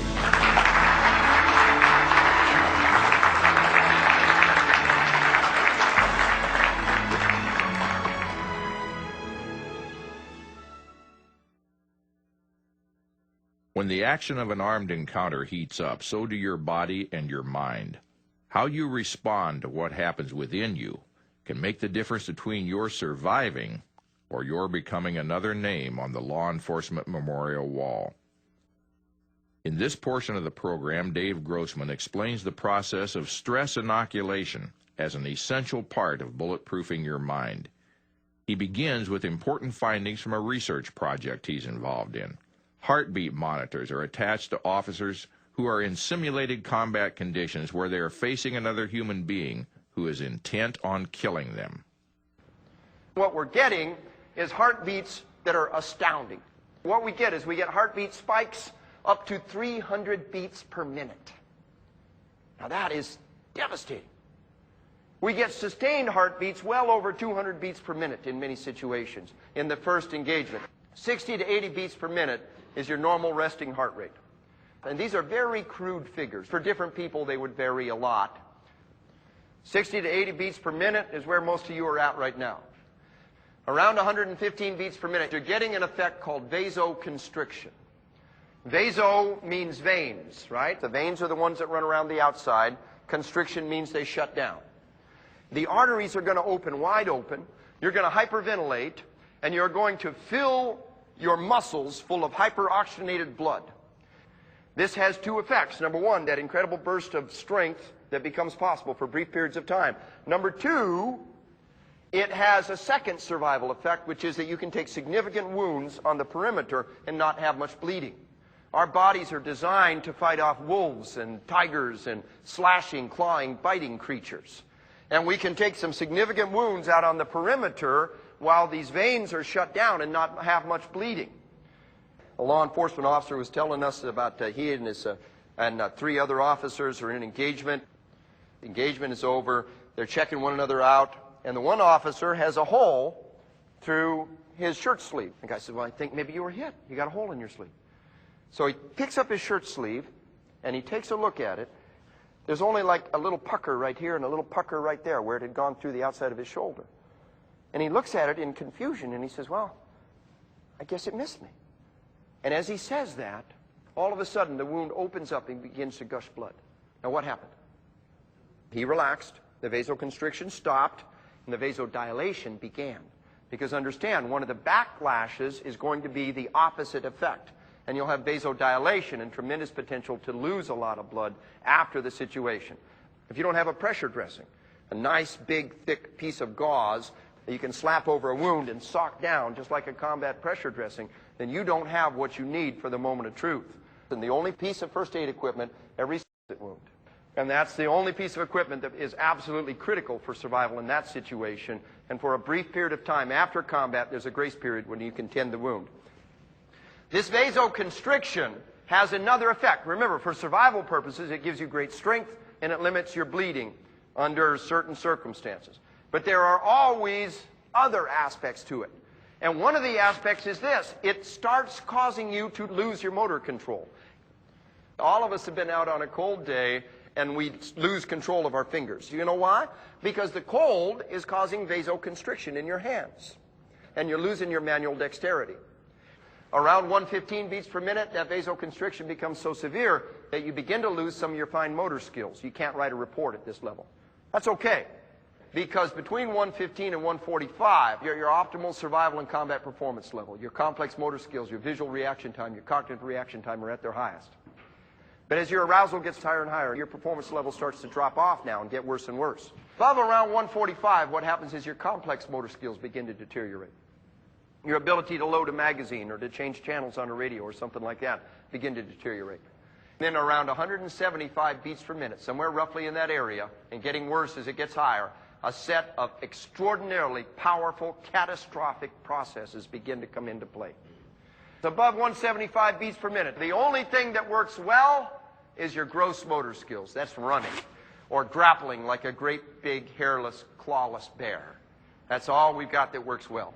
Above 175, the single most horrendous effect is that the forebrain shuts down. The forebrain, that's the mind of a human being. So, all of these great high-level thought processes are going on. Then you got your midbrain. Okay, the midbrain is the mammalian brain, the limbic system, all kinds of odds and ends in there that represent that the mind of a mammal has, all mammals have in common. The function of the midbrain can be thought of as the 4 F's. And they are fight, flight, feeding, and mating. That's what the midbrain does. Under extraordinary stress, that forebrain shuts down and the midbrain takes over. The mind reaches up and hijacks the forebrain and takes over. You know that you can't have an argument or discussion with somebody who's frightened or angry. Well, the reason why is because their forebrain is shut down, their midbrain is in control, and you might as well be trying to argue with your dog. But what happens? Well, this cognitive processing deteriorates. You lose your peripheral vision, you experience tunnel vision. You lose your depth perception. The bad guy tends to look closer to you. The actual shape of the eye is changing because of these dynamic processes that are happening. One of the things that may happen is you can lose your near vision. Military aircraft in a cockpit has all of the instruments at about arm's length away. There's a very high probability, if they're closer than that, under extreme stress and high Gs, that you won't be able to focus on them. One of the things that may happen to you in combat is you may not be able to get a good sight picture on that weapon. Know that that can happen, and don't let it slow you down. Take the shot. You know where that weapon is. You know what to do. As you're sitting there right now, you do not feel your shoes unless you think about it. You do not feel your waistband. You don't feel the seat of the chair against your bottom or the back against your back. Unless you focus on any one of those stimuli, your brain has tuned it out. We call that sensory gating. You have gated that out. Now, what happens under an extraordinarily stressful situation is this sensory gating process becomes so powerful that the body will cut out all information except from one sense. The one sense that you need most for survival. And usually that sense is what? Vision. What that means is there can be extraordinarily loud sounds and you won't hear them, or they will sound very, very faint to you in a combat environment. A friend of mine is a SWAT team member, and he was talking about how he was wrestling with a suspect with a shotgun. Both of them had a hand down on the trigger, and both of them had a hand on the muzzle of the shotgun. Well, he says, a lot of people talk about tunnel vision as looking through a toilet paper tube. For me, it was like looking through a soda straw. All I could see was the muzzle of that weapon dancing back and forth in front of me. That shotgun went off between our faces into the ceiling. He said, you know what astounded me? You know what stunned me so bad that I wasn't hardly able to continue to hang on to that shotgun? He says, I did not hear a sound, and afterwards my ears didn't ring. I'll tell you another story. I was just training in the Ohio Peace Academy, and one of the officers there was telling me about, he and his partner were in a shootout. This car was coming right at them, and they fire and got to leap out of the way. It was a very high-stress environment. He and his partner looked at each other and said, man, we got some bad bullets. We got some bad ammo here. All they did was just go pop, pop. There was no bang, bang. They thought all that happened was the primers went off. They actually took a pencil and reached inside of the barrel to see if there was a bullet lodged in the barrel because they were afraid that's what might have happened. What was happening? The auditory exclusion was happening. The brain will shut out all senses but one, the one that has the greatest value. Oftentimes when you're in night combat, there will be nothing to see. The eyes are basically partway shut down. People will talk about boom, boom, boom, how loud the sounds were, how overwhelming the sounds were. And then partway through it, they'll home in on somebody, and all of a sudden the sounds will turn off, They'll be scanning for anything, and then when they find it with that little bit of data that the eyes are taking in, then the eyes will turn on, the ears will turn off. According to Dave, auditory exclusion is almost a universal effect for officers in a firefight. In fact, a police psychologist from Oregon, Dr. Alexis Artwall, reports that 9 out of 10 officers involved in shootings experience this sensation of diminished sound. Dave cites other findings from Dr. Artwall's research, phenomena you may experience in a life-threatening confrontation. 8 out of 10 experience tunnel vision. Now, these are the ones, on all of this data, these are the ones that were aware of it. The reality is probably a little bit higher, just sometimes you're not aware of it. 8 out of 10 experience automatic pilot. Now, that is a good sign. Autopilot means that you have been trained to the point where you're going to do the action that needs to be done without giving it conscious thought. 6 out of 10 experience slow motion time.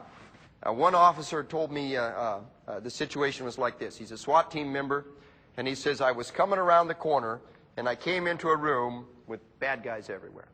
I think he said 3 bad guys sitting there, weapons all around. He says, I came into the room, and all of a sudden, as I came into the room, I said to myself, I can't move my feet. I can't move my feet. What's wrong? I can't move my feet.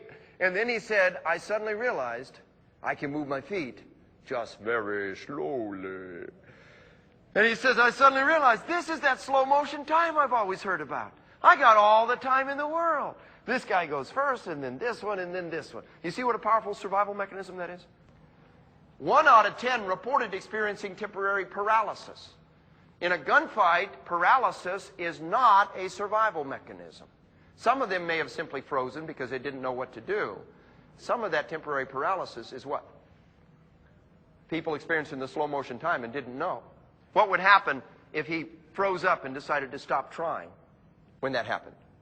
Well, then he would experience that as paralysis instead of understanding and continuing to work his way through that. And so there's a necessity to understand that that's going to happen and work your way on through it. 6 out of 10 experience heightened visual clarity. Sometimes what happens is you get what's called a flashbulb memory. The SWAT team members call it a Kodak moment. Because what happens is you come around the corner and all of a sudden there's somebody with a gun. For the next 10 seconds you're in a blazing gunfight. But when you look back on it, all you remember visually is that initial image. That initial image is burned into your mind. Another thing that happens is memory loss for parts of the event. If you fire more than just like 1 round or so, you have extraordinary difficulty remembering how many rounds you fired. About half have this sense of disassociation, a sense of detachment as though it were happening to somebody else and they're sitting there watching it. 4 out of 10 experience intrusive, distracting thoughts. Sometimes they're things like, oh man, I was supposed to get a quart of milk on the way home. Usually they cover 1 or 2 areas. Either, man, I wish I'd have kissed the kids on the way out the door this morning. Or, God, if you get me out of this one, I promise I'll be there every Sunday from now on. All right? If you're not right in those 2 areas of your life, your family and, if you will, kind of that spiritual realm, they'll come back at that moment of truth to a certain degree. 2 out of 10 experience memory distortions. Classic example, the officer's in a gunfight. The bad guy's shooting at his partner. He sees it. He sees the bullets go into his partner. He sees the blood gush out of the wounds. He's overwhelmed with concern for his partner. They finish off firing. The bad guy's down, and he turns to his partner, and he goes to deal with the wounds. His partner is absolutely untouched. Well, what happened? The guy saw the bullets. He saw the wounds. Very often what will happen is this. In a high-stress environment, the thing that you fear the most and the thing that you roll over in your mind as a possibility, and usually the thing we fear the most is the thing that we have a high capacity or propensity to visualizing under those circumstances. 2 out of 10 had intensified sounds. Remember, we had 9 out of 10 had diminished sounds. 2 out of 10 had intensified sounds. Now, even a grunt like me can figure out that's 11 out of 10. So what does that mean? That means 1 out of 10 experienced both in the same situation. And that's that night combat environment, usually, that I was telling you about. 2 out of 10 experienced this fast motion time. Boom, boom, boom, boom. It's over before they knew what to do. Now, their working hypothesis on that one is that we're dealing with people who simply did not know how to react. They were poorly trained, and they basically just sat there, and it was over before they knew what to do. And that's a factor, if we think, of poor training. Another one of the factors that happens that I want to tell you about is perseverance. One of the things that the midbrain will do is take one action and it will keep doing it until it works. If you have a gun and you're firing at a bad guy, odds are very good that what you will do is you will keep executing the same action over and over and over again until it works. One of the major training organizations has a motto. They say, bullets don't work. Bullets don't work. And so what they do is they have you keep shooting until you find a bullet that does work. Well, that's really what the midbrain is thinking. I just had the privilege of interviewing a young man from Florida. He was in a domestic dispute. There was he and 3 other officers. He's the only one that has a clean shot on this guy. This guy has a knife in his hand, has been rampaging through the house. He comes out with the knife in his hand, no shirt on, and he says, you might as well shoot because I'm going to kill you. And he starts coming forward, and this officer, ba-bam, fires 2 shots. So the guy looks down at the 2 shots appear in his bare chest, and he roars and charges from about 8 feet away. This individual starts to empty his Glock, 9mm, round after round, just punching through this guy's body. He said, all I had was a sense of holes appearing in this guy's body as he was coming at me. As the guy's coming in. He said, I was up against a wall, and he said, I stepped back onto a chair, and I had 1 foot up, and was actually pushing this guy off as he came charging at me, and my last round went through the top of his head and blew out the side of his neck. And he finally fell on the ground with blood splattered all over me. Now, bullets don't work, right? The right answer is to keep shooting, keep shooting, keep shooting, keep shooting. In one survey, 25% of all combat veterans who were asked admitted that they'd wet their pants in combat. Roughly the same percentage admitted that at least at one time or another that they'd messed their pants in combat. Let me read you a little narrative. It's from a World War II soldier who has just landed on the beaches. He lands at Anzio, and he says, and then a shell lands behind us and another over to the side, and by this time we're scurrying. And the sergeant and I and another guy wind up behind a wall. The sergeant said it was an 88mm, and then he said, damn, damn some more. I asked him if he was hit, and he sort of smiled and said, no, he just pissed his pants. He always pissed him, he said, just when things started, and then he was okay. He wasn't making any apologies either. And then I realized something wasn't quite right with me either. There was something warm down there, and it seemed to be running down my leg. I felt it wasn't blood, it was piss. I said, Sarge, I'm pissed too. How come we don't read about that? That's the only narrative I could ever find on that topic. Why don't we talk about that? We perpetuate lies. And we've got this image. Here's what John Wayne did in the movie. Here's what Arnold Schwarzenegger did. Here I am, wetting my pants, and there must be something wrong with me. The essence of psychology is this. You are only as sick as your secrets. Whatever it is you can't talk about, whatever it is that is a taboo topic, that's what's eating you alive. Because everybody's reacting pretty much the same, but nobody tells you about it. And that midbrain takes over, and it's in charge. It says, bladder control? We don't need no bladder control. You guys get down in the legs where we need you. Sphincter control? We don't need no sphincter control. Get that energy up in the arms where we need it, and blow the ballast and keep on going, okay? You don't need to be spending that energy on bladder and sphincter control at that moment of truth. Some research indicates the fact if you have more than 200 cc's in the lower intestines, large or small, in a survival situation, your body's going to blow the ballast and keep on going. And that's a normal human reaction. In addition to these physiological reactions, Dave explains that officers in combat often share certain psychological reactions, not the least of which is fear. The bottom line is that everyone, at one point or another in their life, will be afraid. It didn't happen to John Wayne, but the reality is that it can happen to you. There are 4 ways that individuals can respond. There are those who know no fear and do the job. Those who know fear, no one knows it, and they do the job. Those who know fear, everyone knows it, smells it, sees it, but still they do their job. And then the one that is unacceptable, there are those who know fear, everyone knows it, sees it, understands it, and they do not do their job. Now the point is this. All human beings go through all 4 stages. Any one of us can be caught with our pants down. Anyone can be caught in condition white. But we have a propensity towards one stage or another. Don't destroy yourself because of the bad days. Take pride in the good days and strive to constantly improve. Make your propensity to be in the direction where it needs to be. Proper response is a factor of preparation. We must prepare, prepare, prepare. I'm an enormous fan of simunitions and paintball engagements. They will get your pucker factor way up. They are extraordinarily effective. And we got the people out there who don't want to do the simulations and they don't want to do the paintball because it hurts. Those individuals need to find a new job. And it's like a football player who doesn't want to hit people and doesn't want to be hit. Prepare to be shot at. Prepare to face another human being who's trying to hurt you. So you have got to become accustomed to bullets to a high degree. Fear is just one psychological dynamic you must control in order to win a violent confrontation. You may also find yourself struggling with other powerful challenges that are rooted in instinctive human behavior and in your cultural conditioning. Inside the midbrain of every healthy member of every species is a powerful resistance against killing their own kind. Think about it. With animals with antlers and horns in their territorial and mating battles, how do they fight? Head to head in the most harmless possible fashion. But against any other species, what do? They go to the side, they gut, they gore, they go for the kill.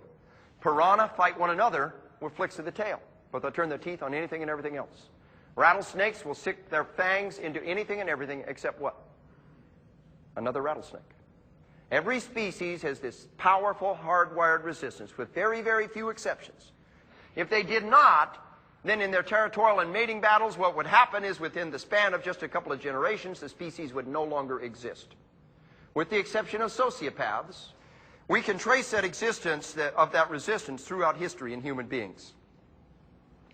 The ancient battles were nothing more than great big shoving matches until one side or the other turned around and fled, and the vast majority of all the killing in the ancient battles happened in the pursuit afterwards. Remember, everything we think we know about warfare is based on 5,000 years of what? Lies. And the lie is that every man on the battlefield is brave and courageous and slaying his thousand in front of him. And the reality is that all you've got is a bunch of scared, frightened human beings who are pushing shields against each other. And when the moment of truth, Joe Schmuck, looking over his shield at Joe Surf, is unable or unwilling to sink his spear or his sword into the individual in front of him. We can take the Battle of Gettysburg. We've got the soldiers abandoned thousands and thousands and thousands of muskets. Those dropped muskets, over 90% were loaded. So of those tens of thousands of loaded muskets, over half had multiple loads in the barrel. See, the reality is this. You've got individuals standing there shoulder to shoulder. They'll be brave, they won't run, they won't shame themselves. They'll load that musket, they'll bring it up to their shoulder, and at the moment of truth, they will not fire. They bring the musket down, they load it again, they bring it up to their shoulder, and they don't fire. One musket was found with 23 loads all the way up the barrel. That's the reality of combat. The ones who did fire, we had many, many people firing over the enemy's head. Only a tiny percentage are actually invested in killing the guy in front of them. Now, we slammed head-on into this resistance in World War II. Only 15 to 20% of the individual riflemen would fire their weapon at an exposed enemy in combat. A 15% firing rate among your riflemen is like a 15% literacy rate among your librarians, you know what I mean? When you're killing from long range, the resistance is very low. Dropping bombs from 20,000 feet, firing artillery from 2 miles back, no problem. As you draw closer, it gets a little harder. By the time you're at mid-range, the resistance to killing is very high, and we're at our 15 to 20% firing rate. By the time you get to bayonet range, it becomes extraordinarily difficult. So we raised the firing rate to 95%. In the military, call it 70% in the law enforcement community. How did we do that? Well, there was a revolution, a true revolution in training that made using deadly force a conditioned response. The fundamental flaw in the training in World War II was this. We had our soldiers trained to fire at bullseye targets. Now, what's wrong with that? We have no known instances of any bullseyes ever attacking any of our soldiers, all right? What do you have to practice shooting at? Human beings. Or, if you will, man-shaped silhouettes popping up in your field of view. What we did was to make deadly force a conditioned response. When the midbrain has taken over, the forebrain has shut down, you will still do what you have been conditioned to do. We do that with pilots in a flight simulator. The next time you get on an airliner, know that 4 times a year, The pilot and the co-pilot of that airliner sit in a flight simulator for endless mind-numbing hours. They will sit there and a certain warning light will go off and they'll respond a certain way. Another light, another response. Stimulus response, stimulus response, stimulus response, stimulus response. Hour after hour after hour. Now, one day they're up in a real airplane.